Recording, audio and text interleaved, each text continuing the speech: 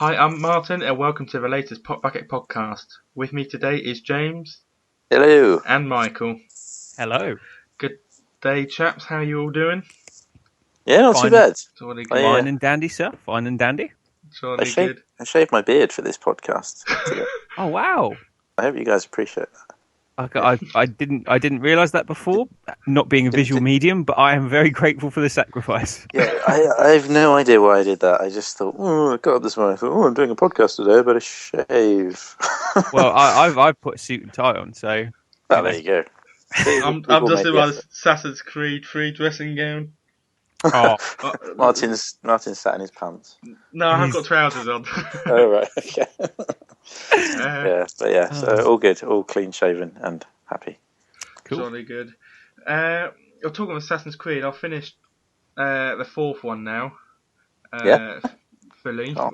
And I've very much enjoyed it. It's probably my favourite one of the series. I'm loving it. That's the one with the Welsh guys. Yeah, the Welsh. Well, he's from the main character, was it from Bristol? Kenway said he was, and moved to Swansea. He's from Bristol, then to Swansea, I think so. But a lot of the crew are like Welshmen, aren't they? So they say stuff that you don't know what they're talking about. But but it's good. It's got a nice local feel for me. So yeah, I felt at home on that ship. So yeah, that was really good. Very much enjoyed it. I just haven't got time. I want to do all the side quests and things like that. But the treasure hunting. Have you done the treasure yet? I've done a few shipwrecks and also sort of the map ones. But that's, I tried to do a few, but it said I was in the exact right place, but I couldn't dig up any treasure. Really? Yeah. Sometimes there's a couple of locations that look similar in the same region. I had a bit. And also in the bottom corner it said, "Oh, you're very near treasure," or something really? like that. Does it say that? Yeah, as they said, get out your map to find the exact location. And I was definitely in the right place, James. I was next to the windmill, and there was a windmill on the map. Oh, I have not done the windmill one yet. So, that one confused me a bit. Yeah, Might be worth giving some feedback about that if that genuinely is a glitch. I'm sure they get it fixed. I think it's someone else would have done. Dopey, I think, but I kind of there's a really good. I think Chris Taylor shined me onto it. It's like a companion app for iOS, so you can basically use it to set waypoints on your map in real time. So you've got your iPhone or your iPad or whatever on your lap.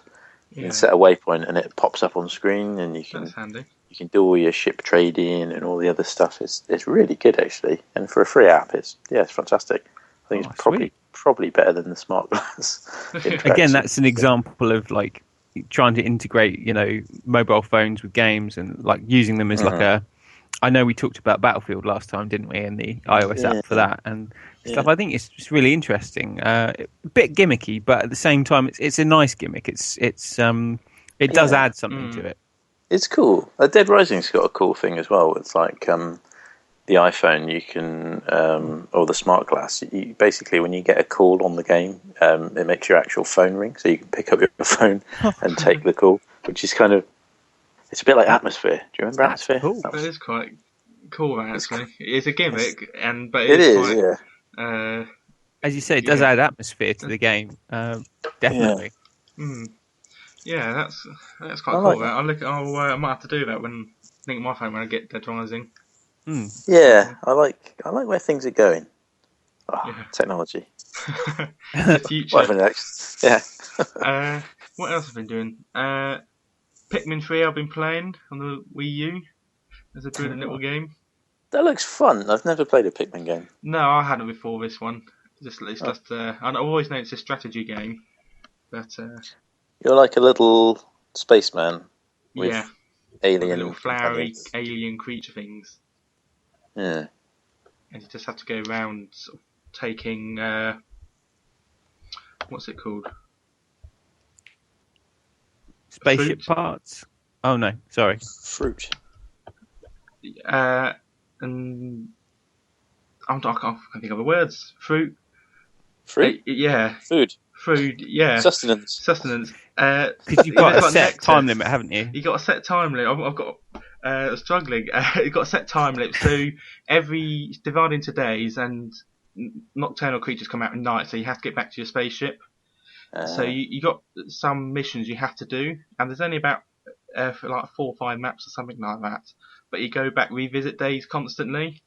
So some days you've got to decide, well, I'm just going to get fruit, because if we don't have enough fruit, we'll die. And then the next day you have to think, right, I need to really crack on with finding X item. So it's kind of, you have to plan your hunter-gathering You do, so activities a bit, so you don't miss out on basically, yeah. life. So and you get more creatures. So you got one map, but you can't access parts of it until much later on. Until you got different type of Pikmin to sort of reach different areas.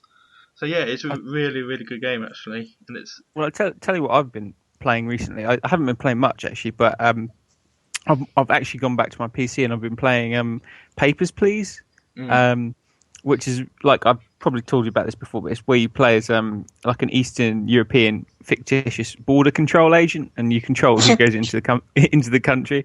And Really? I've always wanted to play as an Eastern European border control agent, and I'm really happy they've given me the chance to do so, because I tried my form of justice at the start, which was to bar everyone that came to my desk.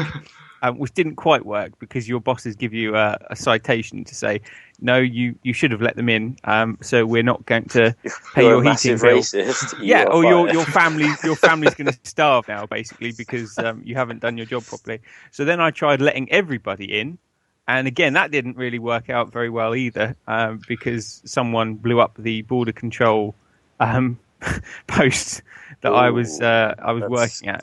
That's going to look bad on your CV. Yeah. So I've had a couple of playthroughs now, and I'm doing the next playthrough sober. So I think that will help. And I think, but no, I would definitely, all joking aside, I would definitely recommend it, because it's something completely out of the ordinary, and like, you wouldn't expect a game that deals in admin to be fun, but it kind of is. So yeah, it sounds like a delight. Is it a text-based game, or do you see stuff happening? It's a very basic kind of graphical setup. Like, kind of imagine you could have run it on a Mega Drive probably. And you've got like your booth, and you pull the booth open, and the person comes up, and they're like a cartoon representation of a person. They give you your documents. You've got to check that, you know, the documents they give you match, that the physical description matches.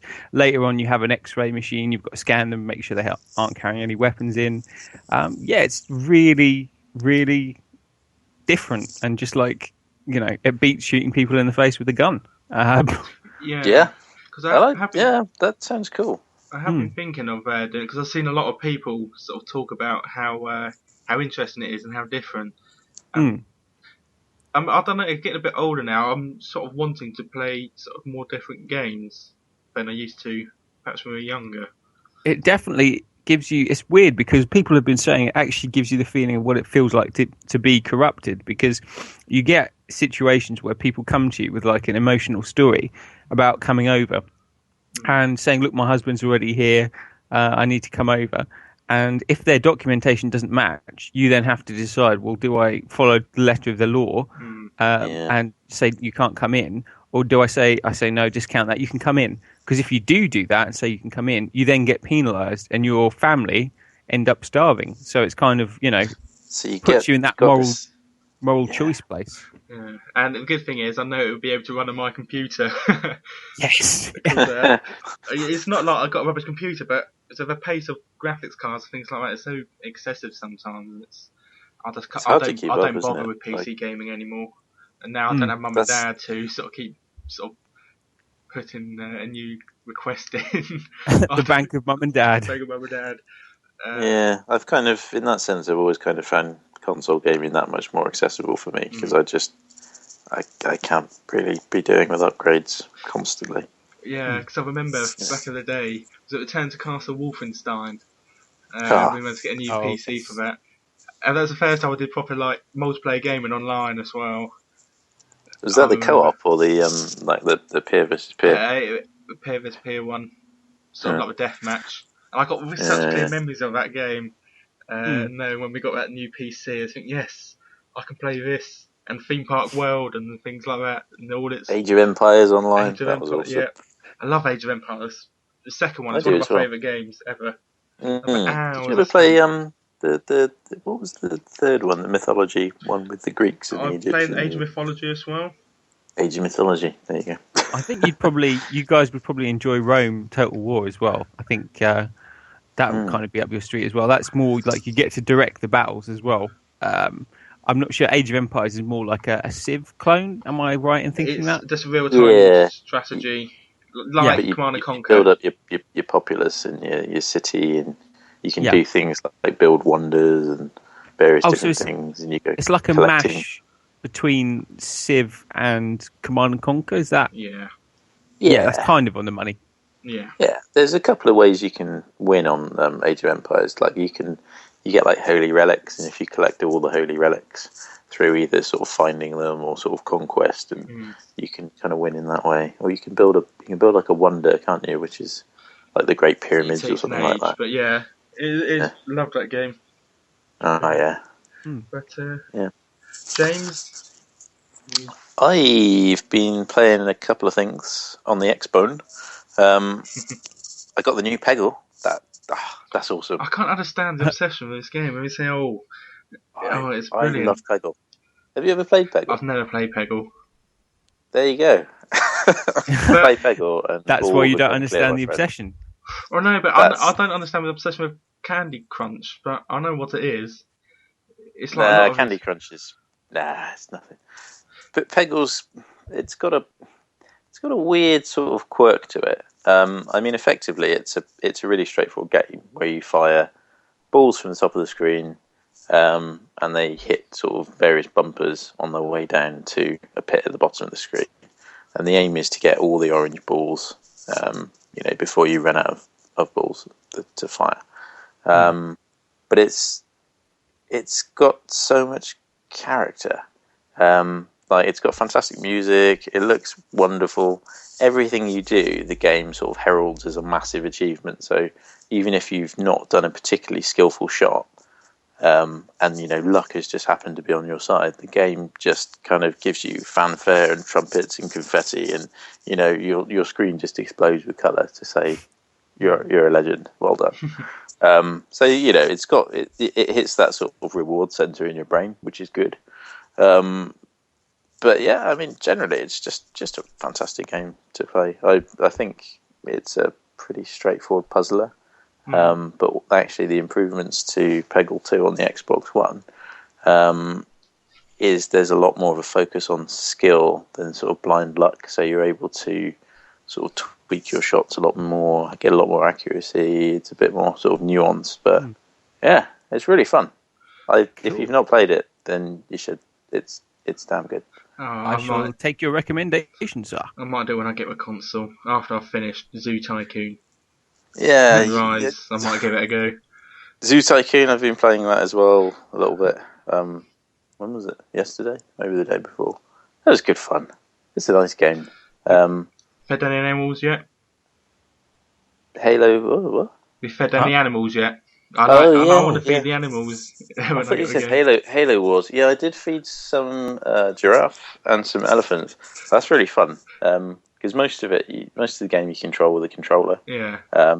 You can feed the animals with a controller as well, but you get the option to actually use the Kinect and grab whatever you want, an apple or a pear or a piece of meat, and put your hand out and feed the animals or stroke them or something. So it's quite nice. It's a nice little bit, and the gestures are quite accurate as well, even when you're sat down. Which is good. You said meat. Can you get a steak and lob it at a lion? I've not done that yet. You can put sort of like a feeding trough in with like loads of steaks and stuff in for the lions, but I think you can hose them down, which is, I don't know if you can hose lions down. You can certainly hose the elephants down. I don't think a lion would like being hosed down. You ask the important questions that's why. Can you throw a steak at a lion? It's game journalism at its finest. If you could lob steaks at lions. Game journalism at its finest, indeed. I'll test that one and get back to you. Oh, okay. It's a feature I'm interested in. Okay. But yeah, it's nice. You can do. It's basically like a third-person game. So you run around your theme park, and you can make your zoo, and you can make improvements to the various exhibitions and the different sort of attractions and things like that. But you can also do it as a top-down game. So you press a Y and it sort of takes you up into the sky. Yeah. You can manage everything from above if you like. More which like is classic roller coaster tycoon sort of theme park or sort of management style. Yeah, so it appeals to those kind of preferences. You can get these little buggies as well and drive around at like high speeds, which is quite good fun. You can't actually hit anyone though. Oh. All the sort of the park and zoo guests are just they just magic their way out of the way of your oncoming sort of vehicle, which is a shame. And the other thing is you often see you have to do everything, so you have to keep your park quite clean, refill the food, do all the stuff in the park. It's quite intense and quite in depth. But what you can't do is harass the guests, which is a shame.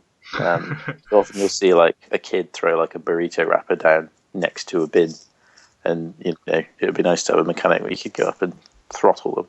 But there should be a security card, because thinking, all right, you got papers, please, and then you could think, well, okay, that's popular. Let's become a security guard or something like that. Say like an Asda, you can stalk people 24-hour one at 2 a.m, and you have to patrol.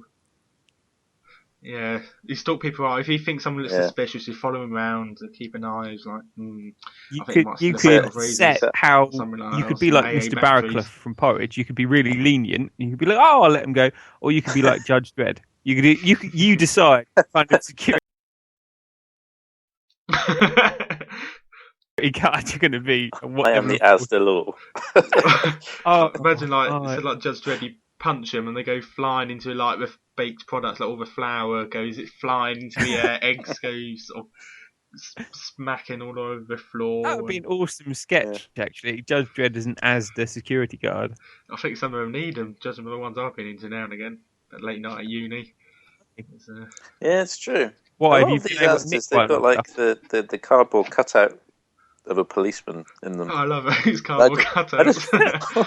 What does that do? Like, have you ever? Well, I mean, I've never shoplifted, but I'm sure if I was a shoplifter, I would look at that and go. I would shoplift in a shop that had that sign, because the thing's right. We can't afford an actual security guard, so we're going to pick up a sign of a policeman, and it's like, right, okay, we're clear. We don't have a guard around here. I'm going to go for that shop.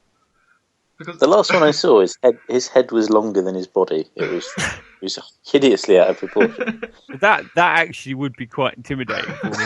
Some sort of special space alien policeman that they've sent down specifically to watch the store. His cold dead eyes burning into your soul. Exactly. It's like, no, Earthling, you may not take the baked goods. No. Anyway, I think there was a question that you were going to ask, Marty, or James. You had some questions from people from the plebs. Yeah, the public have sent some questions. Yes, this Jolly is true. We start with them. Yeah, our admiring public. Start with them? Yep. Yeah, we love the public. We had someone from Twitter called Smordas.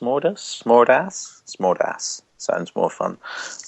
It says, who would win in a fight out of the team? I don't know. I think that means our team. I'm guessing. Who would win in a fight? I would say, I don't know. I thought hard about this just now, and I think Martyn's got the height advantage. I am the biggest one of the team. You are the biggest one of the team. But James, you're not that much shorter than me. Well, I think I'm about a head shorter than you. So I could headbutt you in the chest. I think if by win you mean who could possibly escape the quickest, then I think I win. I wouldn't win if it involved running. I'm pretty slow. Yeah, I think my money's on young man. Definitely. Yeah. I imagine young would be a biter.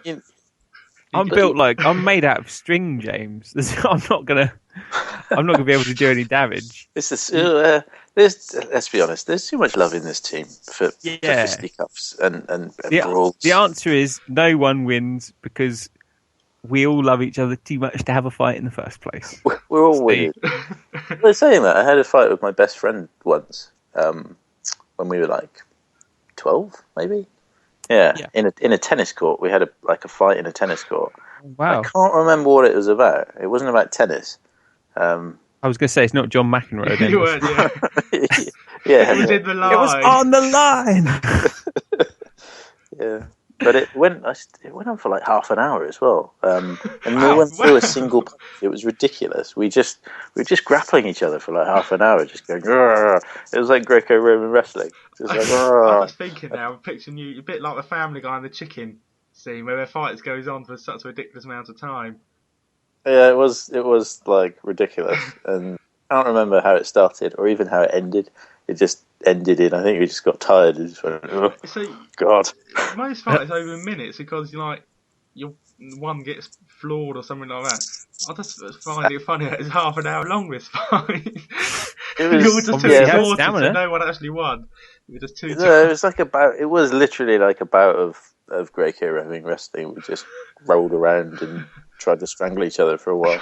It was like an endurance. It was like the World War I of tennis court fights, Yeah. Yeah. basically. But that's one of, I think that's pretty much one of the only fights I've ever really been in. And it didn't go very well. Yeah, I should stick to other stuff. Next. But we had a question from Steezy Pants, who some of you may know as Zara, who asked, "What would you want to find in Mary Poppins? No, what would you if your Let me start over. If your Christmas stocking was like Mary Poppins' bag, what would you hope to find in there at Christmas? Thoughts? Well, It could be anything, I suppose, because Mary Poppins' bag is like a TARDIS bag. Yeah. You can fit anything in there. I suppose it'd be a console. A console. Yeah. You have all the consoles. I know, but you mean like an old console, like an arcade I'm machine, thinking something like, something retro, valuable. like that I could put on. Space Invaders from the 80s. Yeah, something like that. That'd be cool. Yeah, a sort of a good collector's item, sort of something that I could use to show off, to say yes. Yeah. I like gaming, and it's quite clear. Rather than just having a stack of new games, it's one of those things. I've been in it for the long haul, is what you're saying. Like a collector's item, something thinks like you get a knowing nod from other people. Thinking yes. And it's the kind of game that if you had a house party, it would be cool because people wouldn't get too engrossed in it. Yeah. But they could dabble. Yeah. Yeah. How about you, Mike? I would like a life-size arcade Daytona USA cabinet. If it really is a TARDIS bag, then I'd like to see it do its job. You want to push it to the limit. Yeah, just pull that out and then say, here you go, Christmas present's done.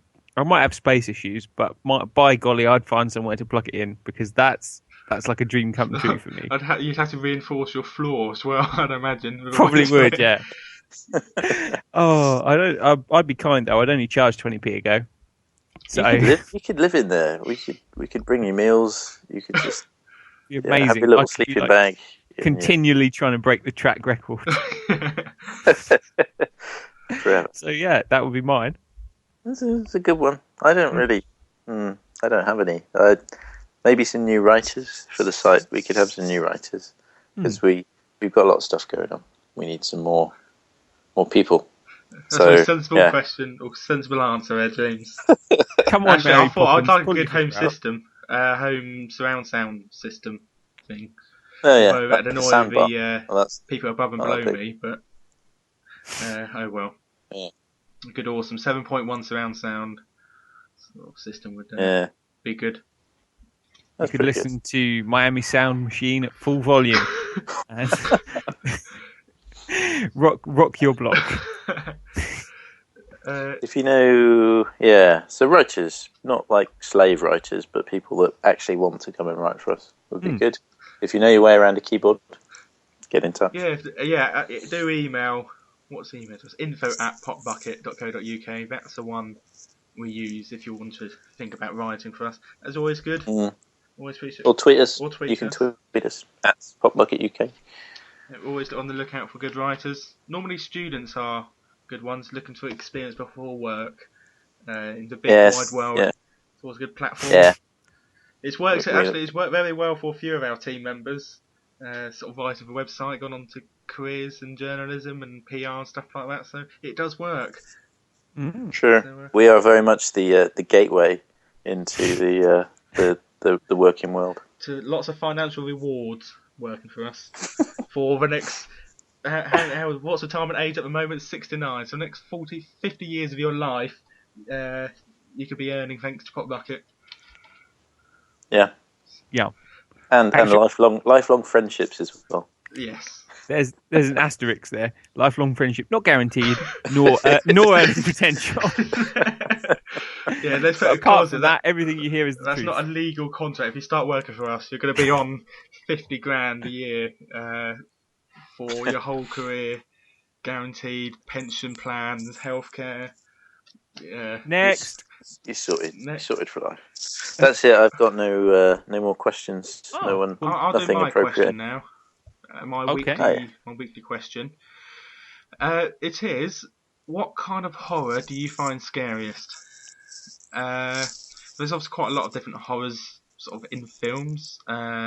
Different types. You got like weird children sort of singing lullabies. You sort of creepy kids. You got serial killers. You got monsters of all varieties. Has anyone got a particular dislike? Well, Mike, I know you don't like horror films. You're scared too easily. Well, yeah, that is part of it. Is I am a scaredy cat, and also I've probably said before, I find them a bit silly, to be honest. Quite a lot of them, but I do have quite a lot of time for psychological thrillers. Like I probably mentioned, like Jacob's Ladder and stuff, where you're not sure what's reality and what isn't. I find that really genuinely creepy. But yeah, stuff like in-your-face gore just doesn't appeal to me. It's kind of like an endurance test. The gore I don't like. I can watch that and it's fine. It might make me a bit squeamish sometimes, like Hostel or something like that. If there's like sawing through someone's like kneecap or something like that. Yeah. It's not nice to sort of imagine, really, but it doesn't make me think, oh God, I'm not going to sleep tonight.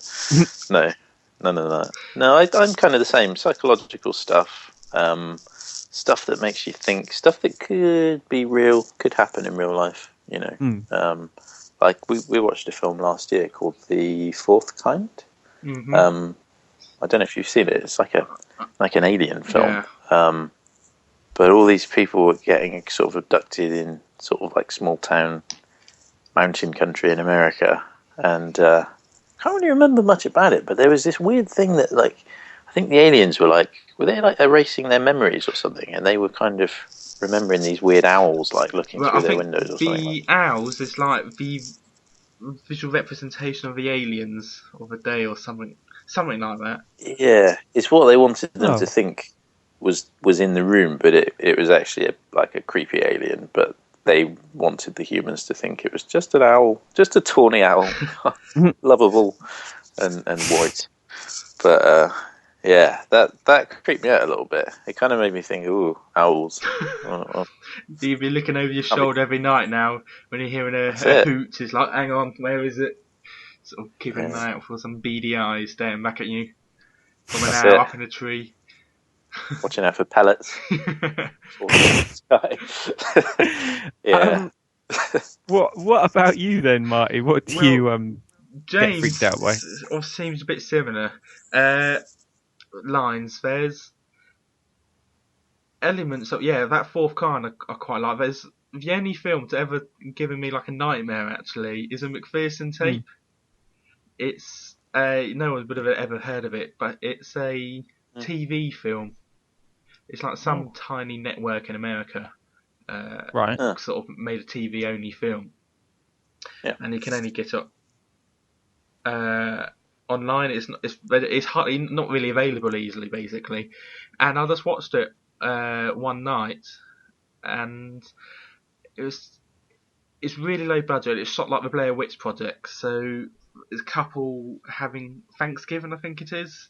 Couple people with their brothers, there's a couple kids around there, and some lights go off.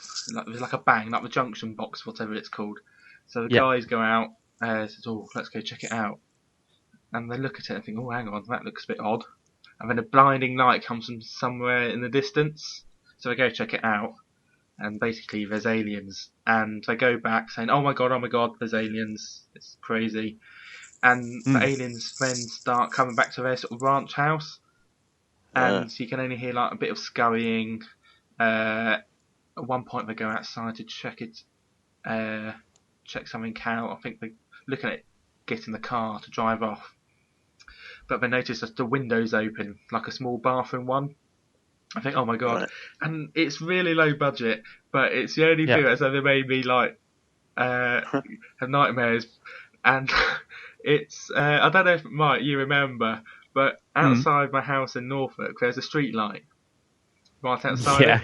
And that night, the light was just shining, and it was like the aliens. Oh, no. I don't know. I don't think I had any drinks, anything that night. Oh, bless you. But it was playing on your mind. It's played on my mind. It's the only films I've done there. And also when it was McPherson report, the McPherson tape. Yeah, right. I've had to just stream it online from some random website. It's not easy to get. But also, James, the house in Norfolk, when it was foggy, it looked like the Exorcist poster. Because it had like a little picket fence, and it had the street light just outside it, like in the film. Oh, and right. when it's foggy, it was just like the Exorcist. That's pretty cool. I always thought that. Unless you live there. But actually, having said that, I found aliens as quite a ghost as well. Despite the fact, I don't believe in unrealistic things like Batman over Superman, Iron Man over Thor. And a ghost, I don't believe in. We've got some issues with that, but yeah, I understand what you mean. Yeah. I don't believe in them, but they're the only other things. I just find them creepy. I find paranormal activity a bit unsettling. And there's even like some of the mediocre ghost films, like 13 Ghosts, that Matthew Lillard film. They all have their moments. And I suppose Exorcist films count, don't they? Because they're demon ghosts. Yeah, I'd say so. Although they're more sort of like, it's more possession, isn't it? Yeah, I suppose. It's paranormal. It's all about paranormal activity, basically. Yeah. I don't know. I was trying the title, trying to think why. Is it because Dark Skies? I found that quite freaky, and that's aliens again.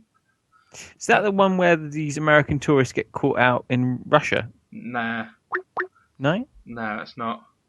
I'm just trying to think. I reckon it might be something to do with the fact they're in your house and there's nothing you can do to it about them coming in. What, home invasion type movies? Yeah, those are quite creepy, home invasion, but they have been overdone recently. There's been quite a lot of them. You had the one with what's her name, Liv Tyler in, and someone else.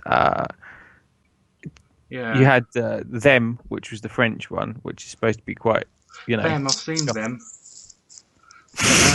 Sorry, it's just really funny to hear it in his head. I've seen them. Yeah. But I reckon it's just. There's nothing you can do. You're powerless against ghosts and aliens, aren't you? Yes. Whereas imagine if Michael Myers came knocking at the door, I'll get the baseball bat from under the bed and crack him over the head. Yeah.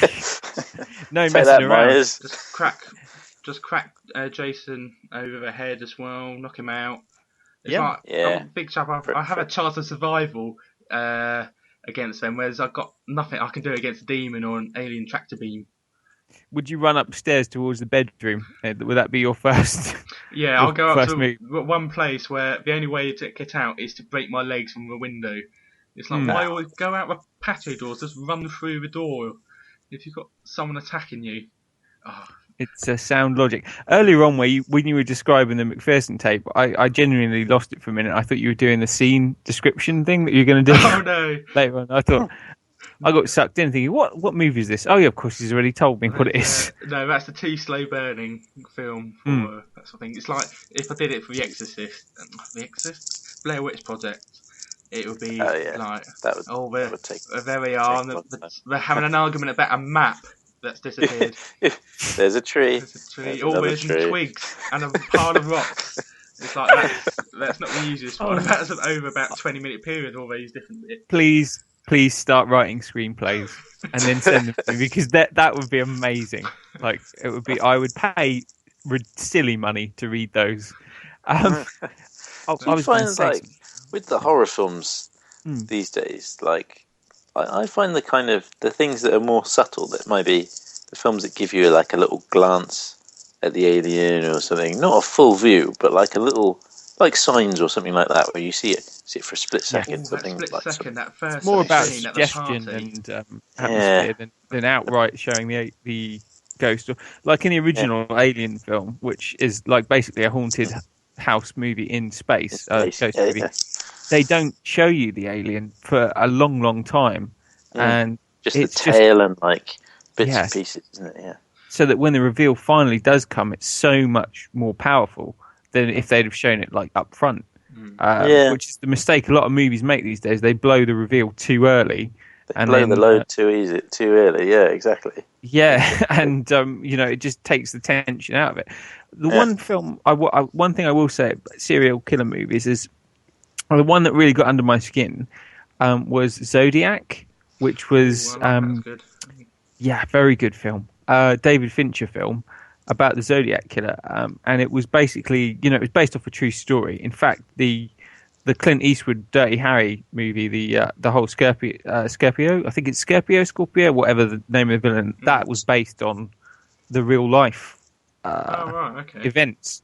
So anyway, it was all about how, the dogged professionalism of the police officers involved, and just the, kind of the way the murder sequence was shot to Hurdy-Gurdy by Donovan, Hurdy-Gurdy Man. Oh, I love that song. Yeah, that was such a like, it really creeped me out. It was like, I'd never thought you could use that song and make a really creepy scene like that. But if you watch that sequence, you won't be able to get that out of your head. So that's probably one of the ones that I was creeped out by, and I actually enjoyed it as well at the same time, because I recognised it was quality. So that's I'd recommend that. Jake Gyllenhaal. Jake Gyllenhaal, in the lead. He's quite good. He's quite unsympathetic in this, actually, as a character. He plays the guy who, in real life, wrote a book about the Zodiac killer, and he's like right on the edge morally himself, because he's like getting his kids to help him do the research into the case, like over a glass of orange juice, looking over the case notes, and like, his home life suffers as a result. And it's as much about the people, looking into the case and their lives as it is about the case itself, which is why I think I responded to it more than if it was your usual kind of like, serial killer slasher nonsense. Yeah, I've not seen it. My granddad really loves that film. He's always telling me to watch it. It's one of those films that I've not seen. But yeah, maybe I'll check it out. Definitely worth a look. Director's cut on DVD is probably the one I'd go for. Oh. I think a couple of extra minutes in there, but all in all, good movie. It's good. Mike, do you want to do your scene description thing now? We'll do the scene description. I'm trying to think of the best way. Just shout when you know what the film is, because. Should we let it run its course? Or we'll let it run. You decide when the end point is, Mike, and then you say, right, guess now. Right. Okay. Okay, we'll do it like that. Because there's not like any prize given out or points or things like that. So, right. There's the moral high ground. The prize. Bragging rights. But you've got my ramblings over some film scene.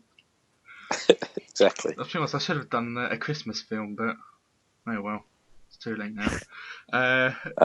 That's a clue, isn't it? That's a clue already. Right. It's not Jingle All the Way, Mike. Any of you people out there are listening, there's a little bit of a slip by Mike. There may be a clue. It's not a Christmas film. Right, okay. Or is it? Is it a double bluff? No. A bit of red herring. Not a double bluff. Right, okay, you ready? Yep. Mm-hmm. Right, there's some big chat coming along the corridor. Box of roses comes out. Hang on. That's a shotgun. Christ, hang on, he's after some kid here. Some annoying looking kid. Goes after him. Hang on, what's happening? Oh, hang on, he's not after the kid, he's after some other copper. Hang on, he gets out. tells the kid to get down and shoots a copper. Hang on, he's not gone down. He's got some weird metal splodge on his chest. Hang on, this guy's popped out in the corridor, jumped right into the gunfire for no reason when he was perfectly safe. And hang on, they're just shooting each other. Like, one's with a pistol, one's with a shotgun, repeatedly being shot. He's still on his feet. I don't know, it's mental. It's mental, guys, what's going on here. These guys are shooting each other, nothing's happening. It just, like, nothing's... Hang on, his chest is melted, gone back to normal. Gets up, and they start having a bit of fisticuffs. He's got each other around the shotgun. Oh, they're smashing each other into walls now. Bloody hell, that's they're strong chaps gone flying through the wall. The kid runs off. Thank God, he's annoying.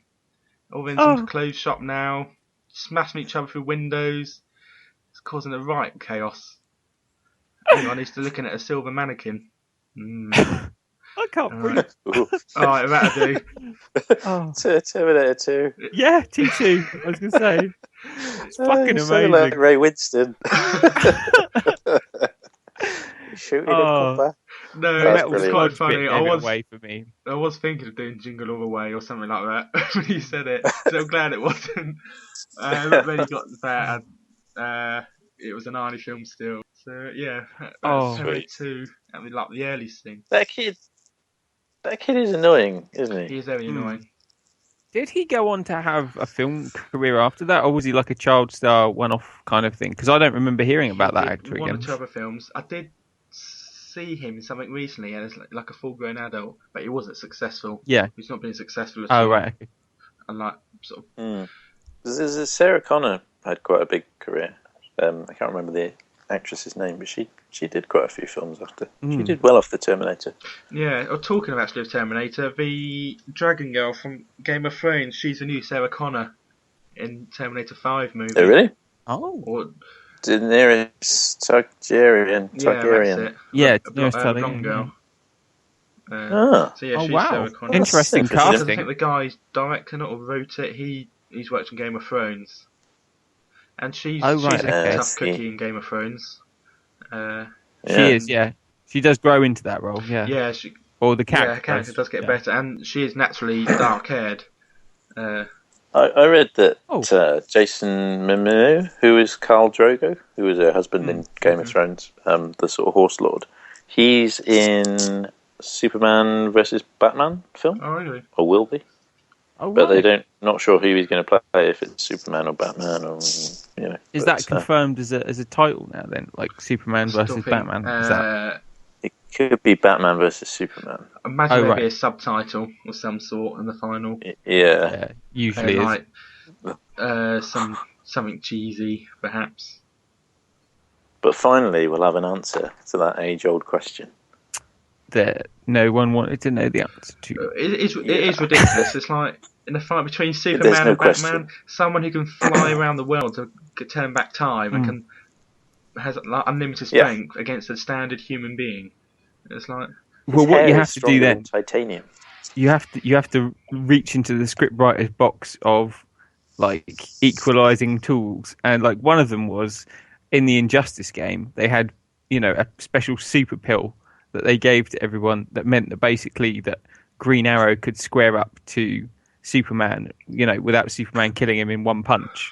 So that maybe they're going to go down the same route and say, oh, well, Batman's taken this, super, injection or pill or whatever that means that he won't just get bladdered with Superman just like flicking away with his thumb. Maybe he's so rich that he's managed to produce a suit imbued with kryptonite. There you go. So that he is one with the kryptonite. Maybe. I don't know. I don't know how far along they are with the script, but if the script writers are listening, this is all free. I mean, you can take notes. It doesn't annoy.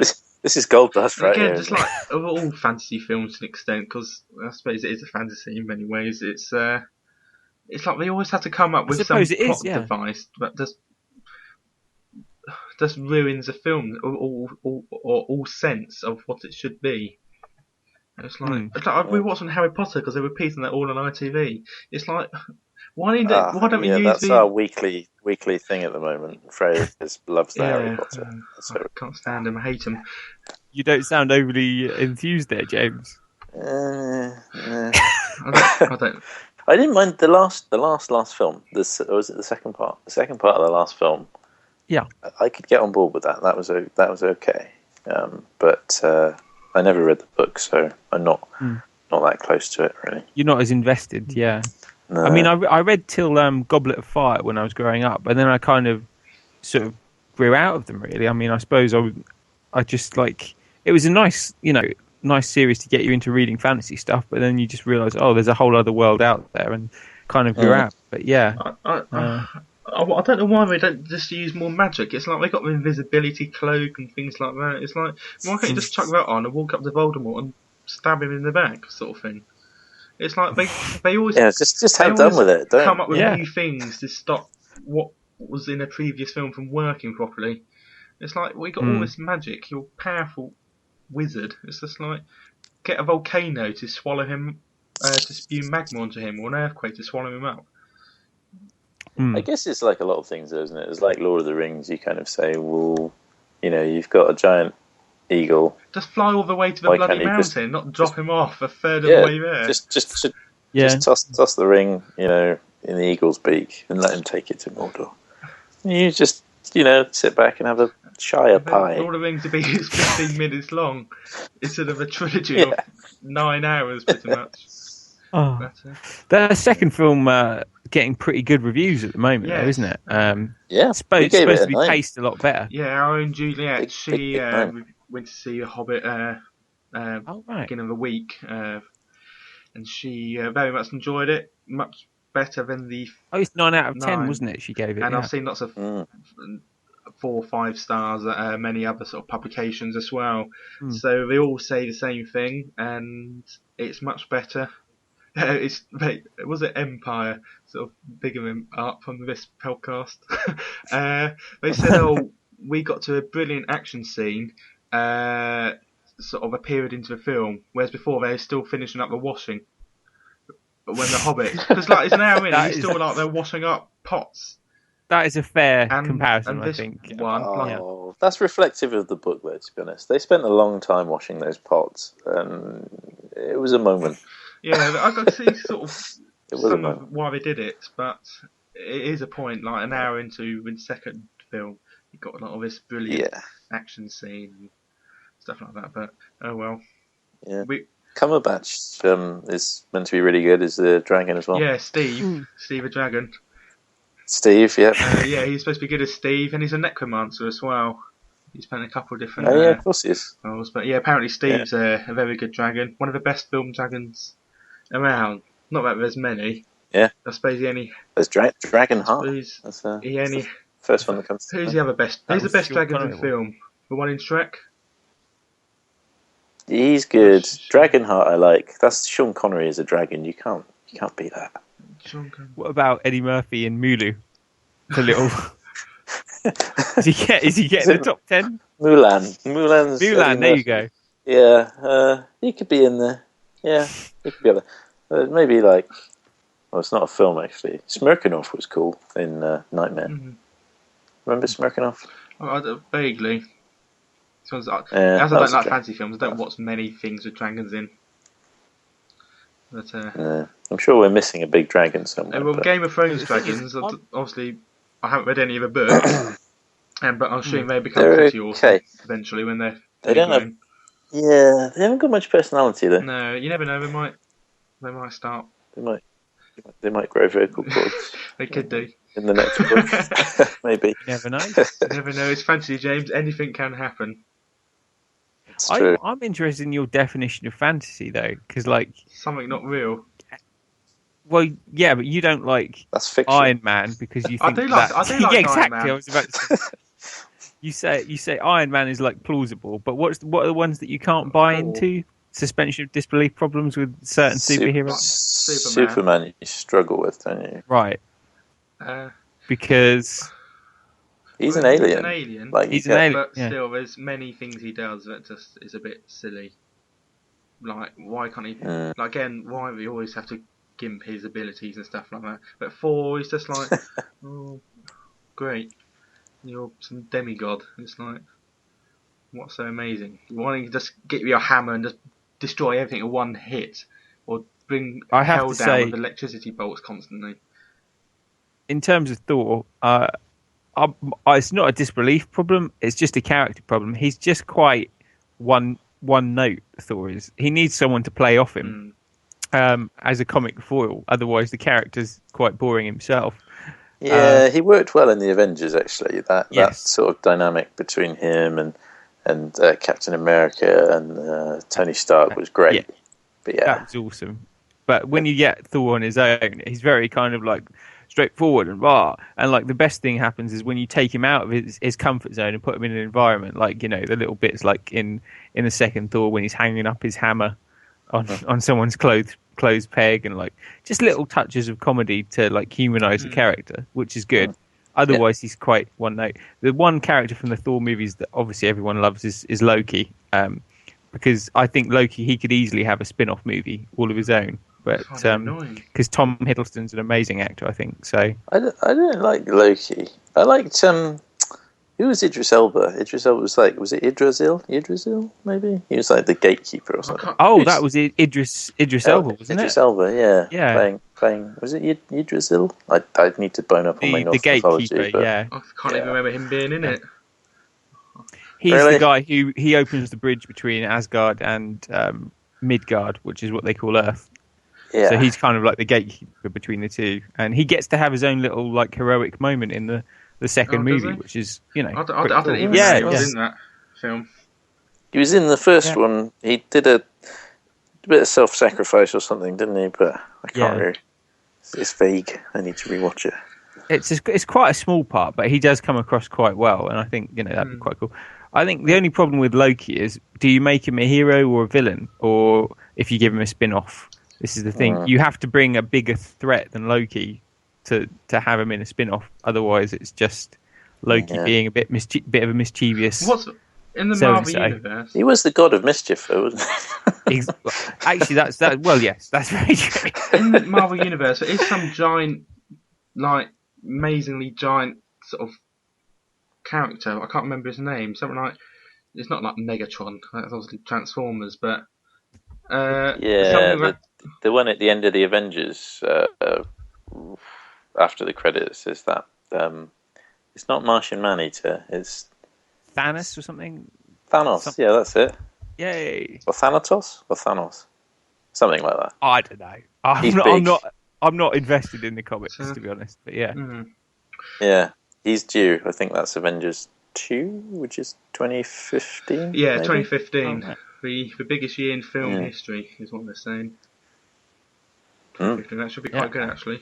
And until Avengers 3, obviously. But I imagine make a couple more because how quickly made $1 billion the first one. But there was one interesting tidbit that I'm going to leave you guys with today. And Prometheus, you know how I defend that movie.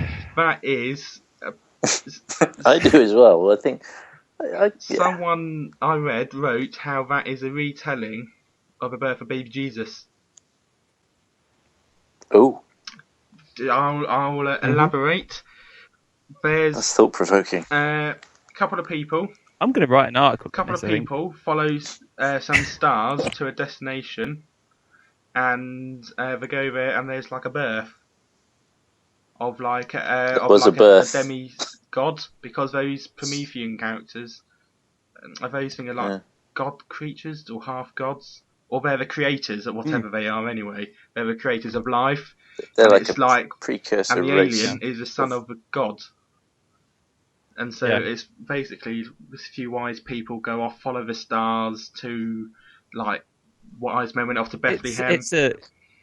It's a religious parable. Is that the angle they're selling it? Yeah. But Greek mythology, it would be closer to, because it's a merging of a god-like race and a human race to make something different. Yeah, I don't know. Split animal snake creatures, like lion and eagle, whatever. That one's called. Still hate like it. Minotaur, centaur, things like that. Like a minor, still, yeah, as you make the point. like a pan or something like that. That's interesting. Yeah, I thought it was interesting. I do like the fact that it's open to different readings, but at the same point, I quite enjoy having discussions about it and the different readings, but I just don't want to watch it again because the characterization is awful and really annoys me. And like we were talking about Idris Elba earlier, he is given a nothing role in that movie. He's such a good actor. They made a sham of him in that. That was the one thing about that film that I wasn't happy with. Was kind of he can do so much more. Better. But, exactly. Yeah. And like the thing is, none of the characters in that film behave. I know everyone says this, but it's true. They don't behave like human beings.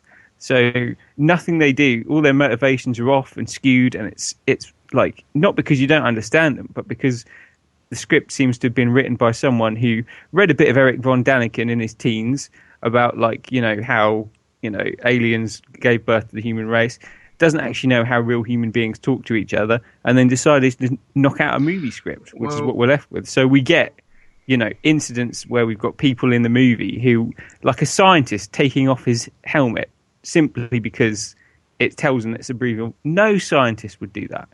They follow a process of reasoning that is deductive, not inductive. And it's a bad idea, but yeah, I mean, you do strange things under pressure. Yeah, well, that is weak.